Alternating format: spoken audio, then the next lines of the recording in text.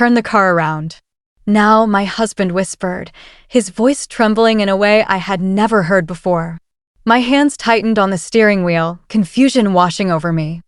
We were only 10 minutes away from my parents' house, headed to the family reunion I had been dreading all week. His face went pale, his knuckles white as he clutched the seat. "Please," he said again, this time more desperate, "just turn around. Trust me." I froze. My heart pounded in my chest. What was happening? Why was he so scared? For a split second, I wanted to argue, to ask questions, to demand answers. But something in his eyes, a mixture of fear and urgency, made me do exactly what he asked. I turned the wheel and pulled off the road. My husband's sigh of relief filled the silence, but it only made me more terrified. Before I tell you what happened next, let me pause here. If you're new to my channel, welcome to Revenge with Claire, where real stories of betrayal, family secrets, and shocking revenge unfold every single day. If you love emotional drama and unpredictable twists, make sure you hit that subscribe button now so you don't miss what comes next. Trust me, you won't want to. My name is Claire, and for years, I thought I understood my family. I thought the worst thing I had to deal with was my mother's favoritism toward my sister, or the constant way I was made to feel small, invisible, replaceable. But that night, on the way to what should have been just another tense family gathering, my world changed forever.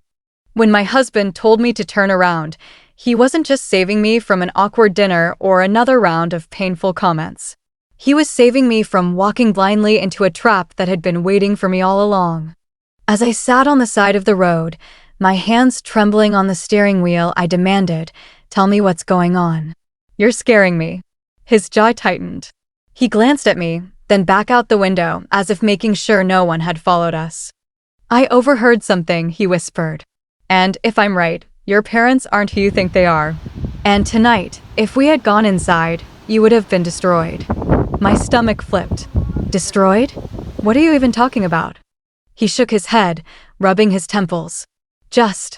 I need you to trust me. I'll explain, but not here. Not yet. I don't want anyone to see us." I wanted to scream.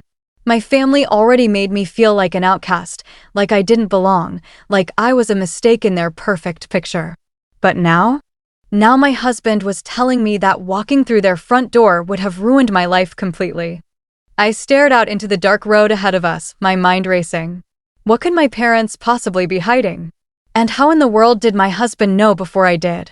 The next morning, we sat in the kitchen, the air thick with tension. My husband leaned across the table, his eyes fixed on me. "Claire," he said quietly, "your parents planned something last night. Something that would have left you humiliated and broken. I overheard your sister and your mom talking when I went to grab our coats earlier in the week." I swallowed hard, dread creeping through my chest. "Talking about what?" His words came slowly, like he was afraid of them. "They said you weren't really part of the family. That they had something to show you. Proof. And they were going to use the reunion to do it, in front of everyone." My hand shook. My voice cracked. "Proof of what?" He hesitated, and in that silence, my whole body burned with fear. "Proof that you were never their real daughter." At first, I laughed. A short, bitter laugh that died in my throat almost instantly. "That's insane. That doesn't even make sense. My whole life." But then the memories flooded in. The constant rejection. The favoritism. The way my parents never celebrated my birthdays with the same enthusiasm as my sisters. The way my father once slipped and said, "You're lucky we even took you in." At the time, I brushed it off as anger. But now it felt like a puzzle piece snapping into place. Tears welled in my eyes. My husband reached for my hand. I didn't want to believe it either. "But Claire, the way they were laughing, they were excited to expose you. They wanted to watch you break. That's why I couldn't let you walk in there last night. You would have never walked out the same." My world tilted. Every memory I had with my family suddenly felt poisoned. If it was true, if I wasn't really their daughter, then who was I? And why had they kept me all these years, only to destroy me when it suited them? I couldn't breathe. My chest felt heavy, my throat tight. "So, what do we do now?" I whispered. My husband's jaw clenched. "Now, we find the truth on our own terms." If they think they can use it to crush you, then we'll use it to take back your power. Claire, this isn't just about surviving. This is about revenge. That night, as I lay awake staring at the ceiling, I knew my life had split into two parts, before I turned the car around and after. And as painful as it was, I also knew one thing with absolute certainty. If my family thought they could destroy me with their secrets, they were about to learn something very different. Because I wasn't going to run. I was going to fight back. And when I did, they would never forget it. When we pulled over to the side of the road, my heart was pounding so hard I thought it might tear out of my chest. I looked at my husband, his face pale, his jaw clenched as though he had just seen something no one else could. "Daniel," I whispered, my hands trembling on the steering wheel. "What is going on? You're scaring me." He leaned closer, his eyes darting back toward the highway we had just left. There was a car behind us. Dark blue sedan. I recognized it immediately.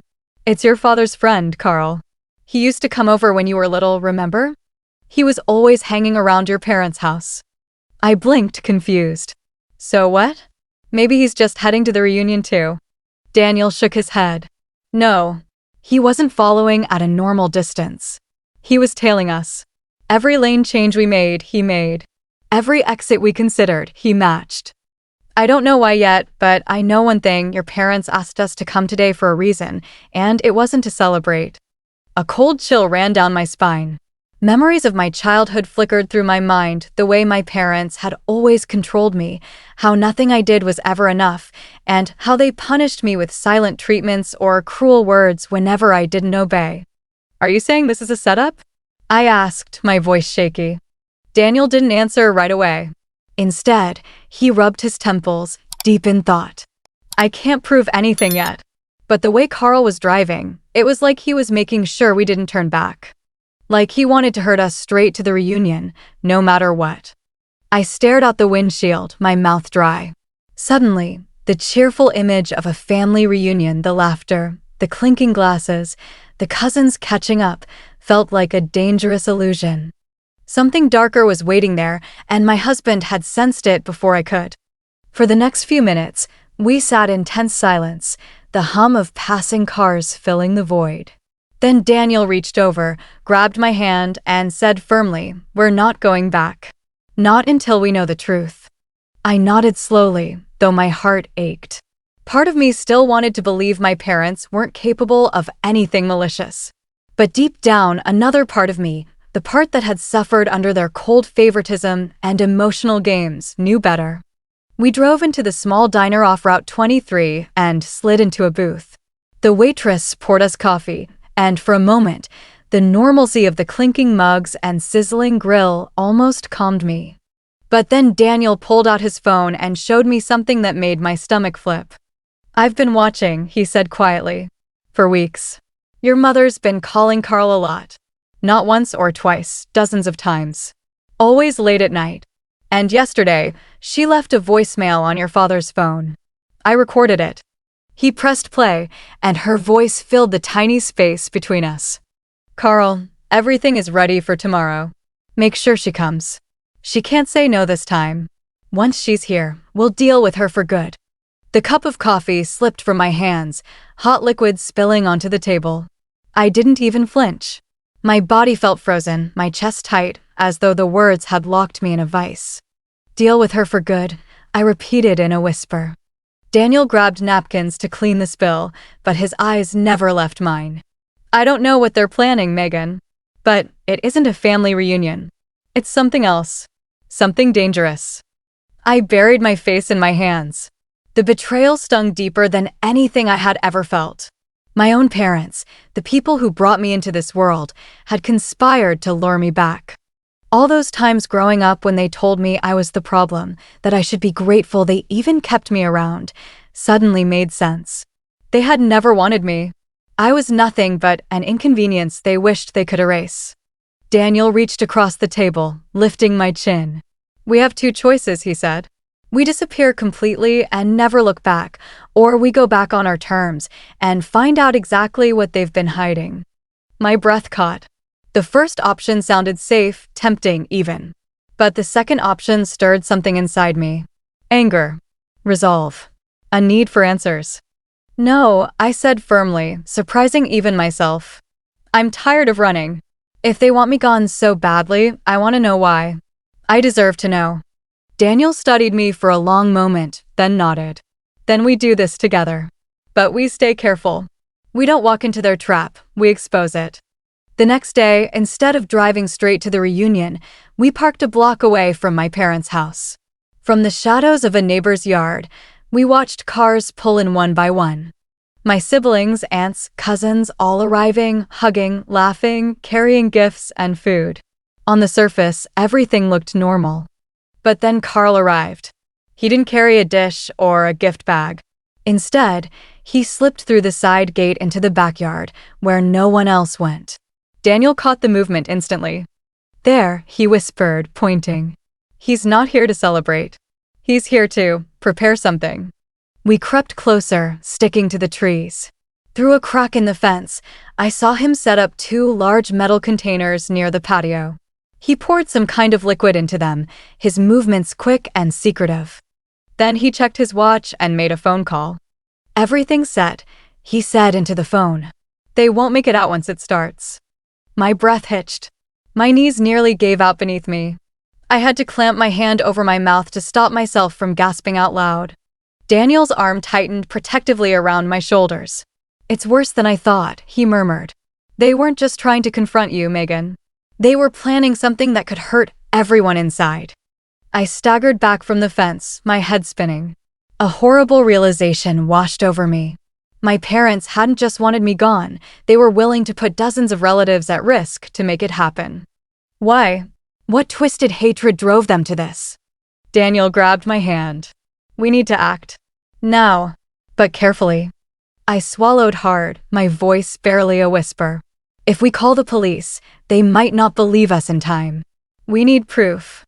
So, shaking with fear but fueled by fury, I pulled out my phone and began recording through the crack in the fence. Carl was still pacing, muttering under his breath, adjusting the containers. Every detail burned into the camera. Every second was evidence. By the time we slipped back to the car, I felt like my entire body was trembling. I couldn't tell if it was adrenaline or heartbreak. Daniel held me close, his voice steady. You did the right thing.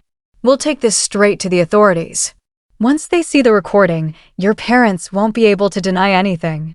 Tears blurred my vision.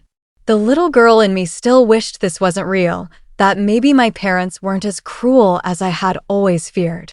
But the grown woman in me knew better. I had trusted my husband, and it had saved us. Now, I would have to trust myself too. For the first time, I wasn't just the unwanted daughter. I was the survivor who was finally going to fight back. The next morning, Daniel and I drove straight to the county sheriff's office. My hands were still shaking as I held the phone, replaying the video again and again. Every time I watched Carl pouring the liquid into those containers, my stomach turned. When the officer on duty saw the footage, his expression darkened instantly. You two did the right thing coming here, he said firmly. Stay put. Don't go near that house again. We'll handle it. But of course, I couldn't just sit back. From a safe distance, Daniel and I waited in our car as the police surrounded my parents' home. What was supposed to be a reunion turned into chaos, sirens, flashing lights, officers rushing through the front door. Guests spilled out onto the lawn, confused and frightened, clutching their children. I saw my mother's face in the crowd. For the first time, she wasn't composed and cold, she was panicked. My father tried to argue with the officers, but they pulled him aside. And then they brought Carl out in handcuffs, his face twisted in anger. One of the officers carried the metal containers away, carefully sealed. Even from here, I could smell the sharp chemical odor in the air. The sight was both devastating and liberating. My own parents had orchestrated this, but they hadn't succeeded. For once, I wasn't their victim. I was the witness who stopped them. Daniel reached over, squeezing my hand. It's over, he whispered. They can't hurt you anymore. But I shook my head slowly, tears filling my eyes. No, Daniel. It's not over. This is just the beginning. They wanted me gone forever. But now the truth is out. And I want them to face everything they've done. The days that followed were a blur of police interviews, court dates, and news headlines.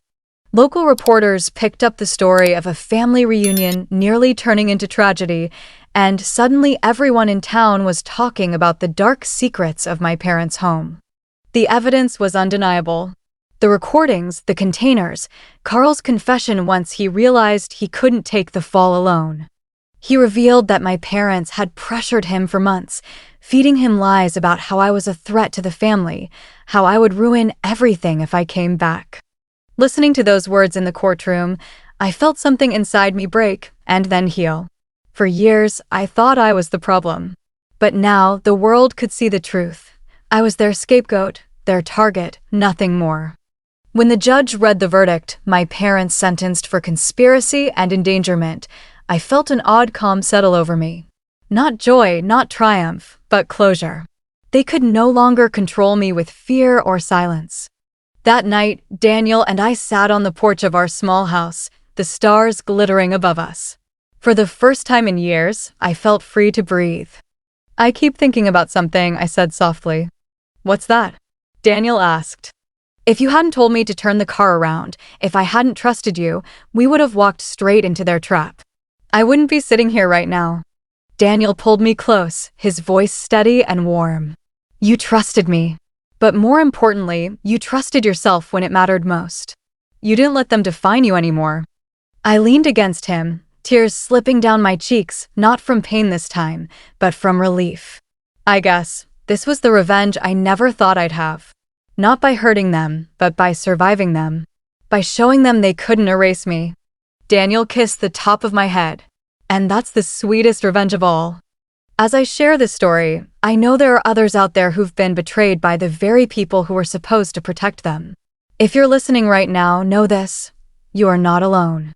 And sometimes, the bravest thing you can do is walk away, and sometimes, it's standing your ground. My name is Megan. My parents tried to erase me. Instead, I erased their lies. And I'll never see them the same way again.